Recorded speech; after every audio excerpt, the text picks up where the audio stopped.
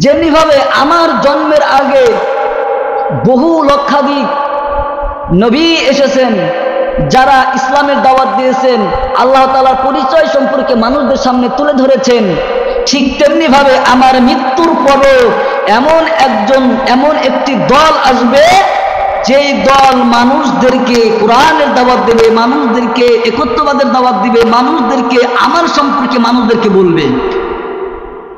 আর তারা হলো কারা? তারা হলো আলেম। যুবক ভাই লক্ষ্য করে দেখুন, আল্লাহ রাব্বুল আলামিন বলেছেন, নবী আমি আপনাকে এত সুন্দর করে এত মায়া মমতা দিয়া আমি আপনাকে বানাইলাম, আমি আপনাকে যেই দয়া মায়া দিয়ে বানিয়েছি এমন মায়া দুনিয়ার কোনো মানুষদেরকে আমি বানাই নাই যেমনি ভাবে আমি আপনাদেরকে বানিয়েছি।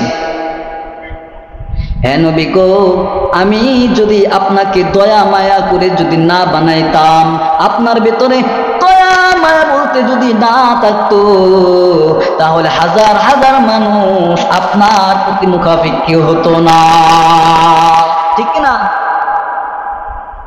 আল্লাহ রাব্বুল আলামিন মানুষদেরকে মায়া দিয়ে বানিয়েছেন। যুবক ভাই,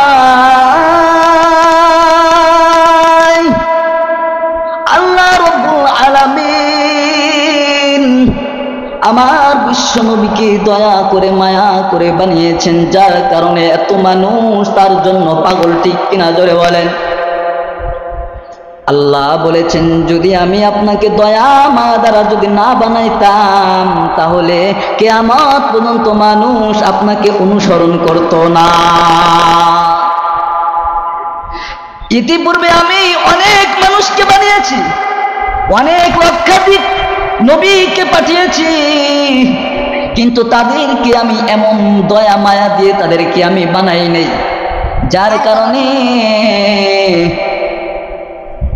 নবী মুহাম্মদ সাল্লাল্লাহু আলাইহি ওয়াসাল্লাম পর্যন্ত তাদের মায়া মমতা, তাদের অনুসরণ যারা করেছে, তারপর থেকে সব কিছু বিভ্রান্তিকর হয়ে যাবে। তার মানে বোঝা গেল, আমার নবী আসার পর থেকে নিয়ে উপরে যত নবী এসেছে, সমস্ত নবীর কার্যকলাপ সব কিছু বন্ধ হয়ে গিয়েছে, ঠিক কিনা জোরে বলেন? ভাইরা আমার নবী আসার পর থেকে আল্লাহর নবী ঘোষণা দিলেন, দুনিয়ার মানুষেরা ভালো করে শুনে নাও, প্রত্যেক যুগে যুগে আল্লাহ রাব্বুল আলামিন নবীদেরকে পাঠিয়েছেন। পাঠানোর পর আল্লাহ রাব্বুল আলামিন আমাকে শেষ নবী বলে পাঠিয়েছেন। আমার পরে আর কোনো নবী আসবে না। আমার পরে যদি কোনো নবী হতো, তাহলে আমার পরে নবী হতো হযরতে ওমর।